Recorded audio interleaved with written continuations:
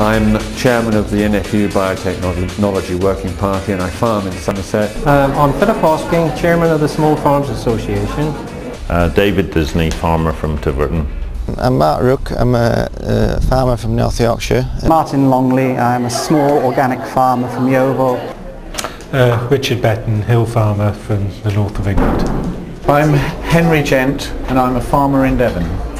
Hi. My name is Jonathan Monk and I grow hops, organically of course. I'm John Davis. No, I'm not a farmer, I'm a teacher. I'm Jan Pousty. I'm a specific learning difficulty specialist. I'm Rachel Skinner and I'm a master's student from Imperial College London. I'm Gwen Harris. My name's Kath Palgrave. My name's Elizabeth Winkler. I work for the Soil Association. I'm Steve Reed. My name's Gail Evans. I came here as part of Bristol Permaculture Group. My name's Chris Robinson. My name's Alex Hankey. I'm an independent scientist.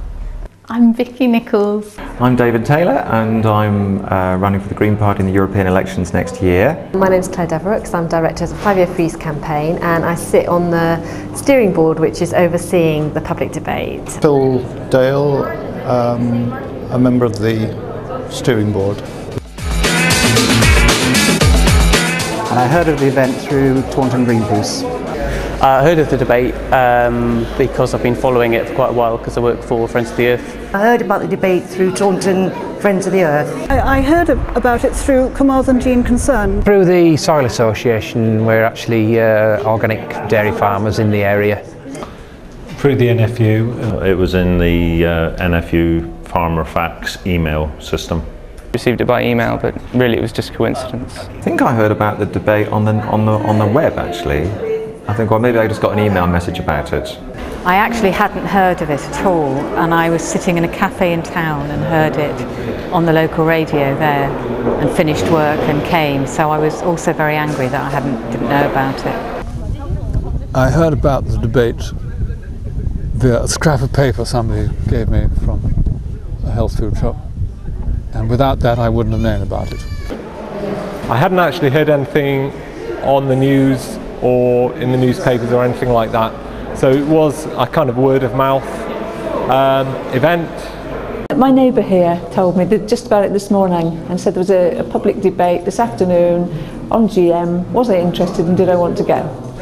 I heard about the debate from a friend. I heard of this event through a friend. I was one of the few people who actually heard about the debate, so I was able to come and give my view.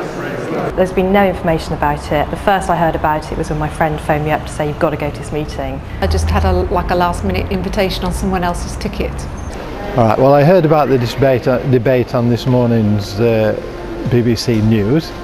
Watching on BBC One News and I saw the Birmingham debate was going on and then I wondered, oh, GM Nation debate, what's that? I work for the local authority and in their Agenda 21 department, and I was asked to attend today and find out what was going on. Because I think it's a very important issue. I see huge benefits through having a debate, through using GMs and through following proper regulatory procedures to make sure it's safe. I feel that farmers should get more involved in the debate because it's going to be a make or break for them. Very concerned about the introduction of genetically modified crops into this country. I am an organic gardener and I eat organic crops. I think this is an issue which concerns everybody who eats food in this country. I'm not happy at all about our food being tampered with. I feel like the whole GM issue just goes completely against nature and just against my principles. The more people that speak out about this, better. Because the government needs to know just how strong people's feelings are. Because I'm very concerned about the issue of GM products and GM foods being introduced into our society without people understanding or being aware of the dangers and the problems. Because this is vastly important that we don't have this in this country, because we won't have a choice in our food whatsoever. I decided to come just to hear what the general feeling of a broad spectrum of people was, and also to try and get some views and opinions across of how it may affect us and what we do. And this is a really good opportunity to get industry, to listen to industry specialists, to listen to farmers. I'm here to listen to both sides of the argument, which I have done. I wanted to hear both sides of the argument. You know, to get a good feel for different people's opinion. It's great. It is really good to hear people talking about the issues, and you know, so often the public people say that they don't know anything, they don't understand the issues, and you know, there's a hell of a good grasp of the science and all the issues surrounding this, and hearing that being articulated is really exciting. I'm doing a project, basically my research project on WTO's dispute between the US and the EU on the ban in Europe on GM crops at the moment. Mainly because I understood the basic ideas behind GM and how it could lead to proliferation and increase in the power of biotech companies, and I personally believe that we should be moving in the opposite direction to that. We're farming organically on the Somerset levels. That's suckler beef and sheep, and I'm just concerned about the prospect of GM. I very much like this idea of the government having open forum. In a democracy, people ought to try and make themselves informed so that they can take the decision on information, hopefully neutral data, rather than what to say, sort of spontaneous and emotional feelings. I had the strong feeling that it would be a one-sided meeting attendance, or that there would be the antis would be predominant, and I think that's correct, as I feel that I was one of the 2 or 3 there amongst the 30 who would like to see the benefits of some GMs be used. Most of the people coming to the meetings have fairly strong views and have pretty well decided their views. Hopefully they will be changed by some of the discussions here. Because I felt I owed it to the general public to at least take part in the debate myself and then try and inform them with what I see as the facts are. I've worked on questions concerning GM foods for about 7 years, and I'm very, very concerned that a balanced view is taken by the government, that they really listen to public opinion, and that we don't go ahead with GM foods, that really we take due note of the risks involved, and I think the public should make its views known to the government clearly and strongly. Well, I came along because I thought it was very important that people did come along, although I'm very sceptical about the way that the debate has been organised as a whole. I figured that there was a big danger actually that if people just copped out and said, we think this is a farce, we're not going to join in, that it would give Blair a good opportunity to say nobody's interested in GM, nobody cares, so we're not going to bother taking people's concerns into account. But then if people didn't come, they could say that no one cares. So that's why I'm here really. I don't honestly think that my being here is going to make a ha'porth of difference. I can't compete with a huge multinational company in lobbying power. I'm certainly worried that GM technology is likely to be introduced without a full debate taking place.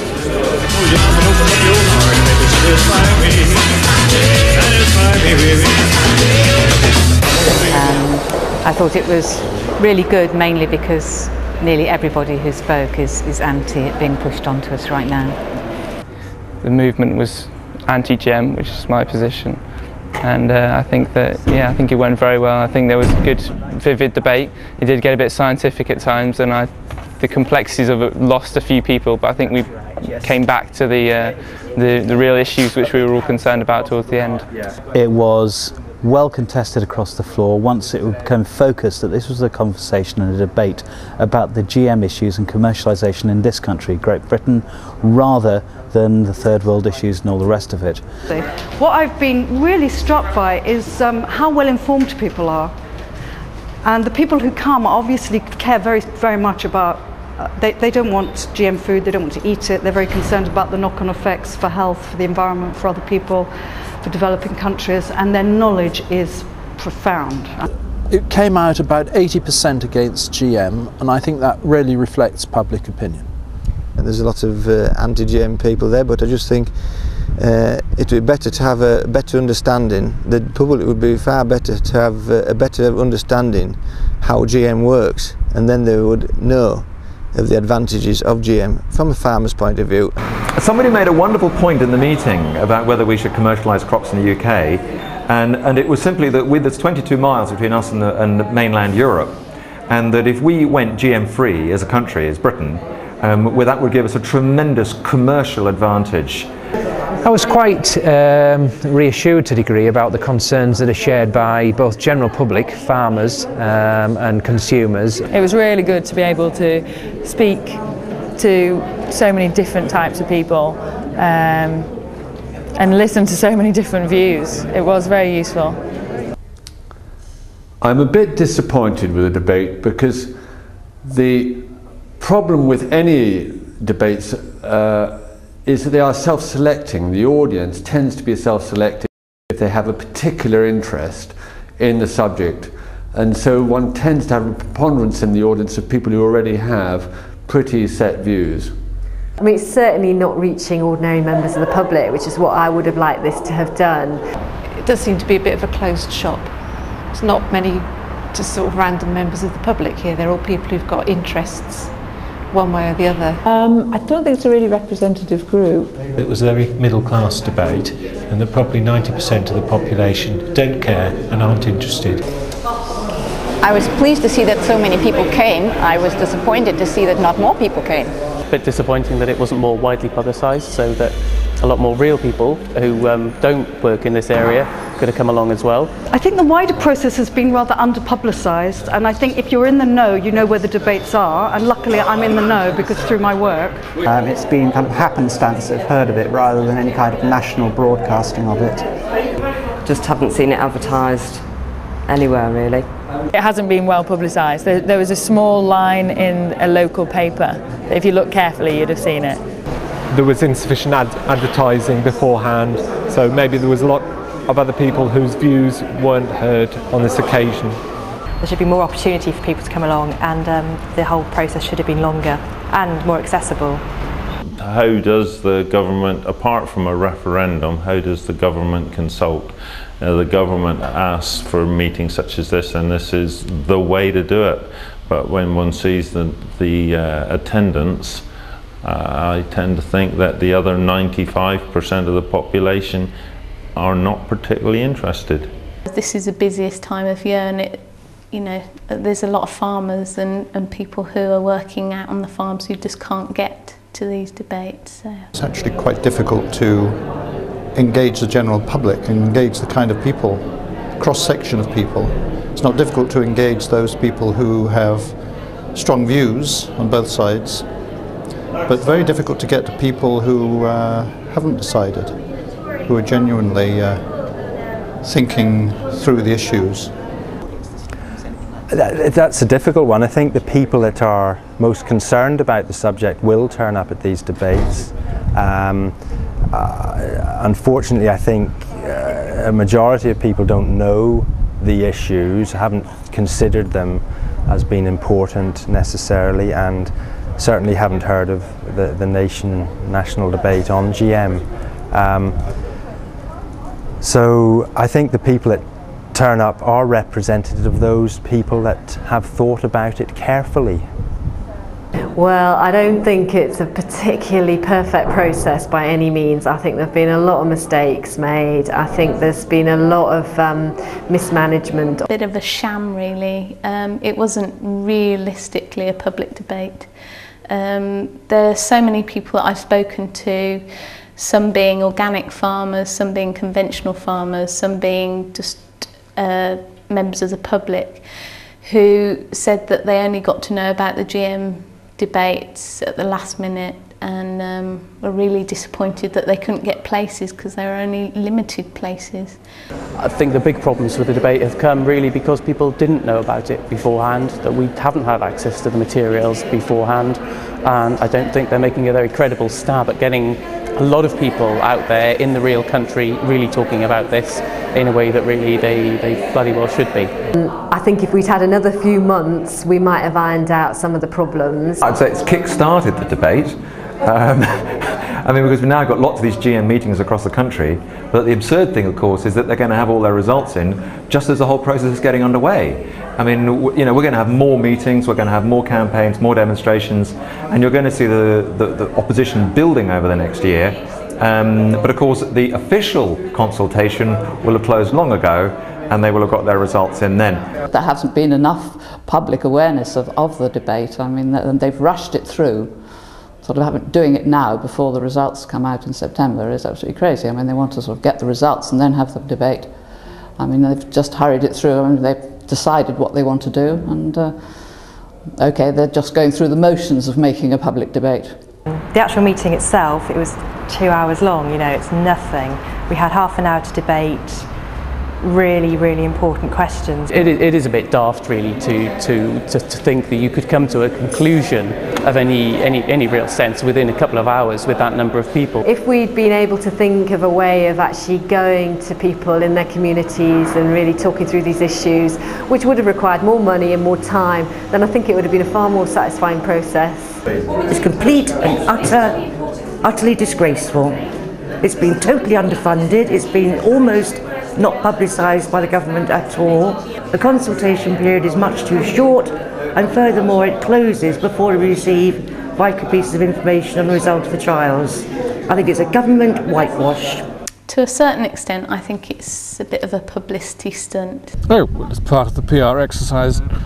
It's part of the ethos of this government is to be open and consult widely on these matters without consulting at all. I actually see this whole process as something of a focus group, so they can identify what the main obstacles are and what the main arguments are that are being put against GMOs, so that they can then come back with an answer to them. It's about finding out what weaknesses opposition to GM might have and how they might be exploited. I think that the exercise is to find the weaknesses in those who are anti-GM so that they can then construct arguments against those people. 90% were against GM crops in this country, and I hope this opinion goes forward and the government does listen to public opinion.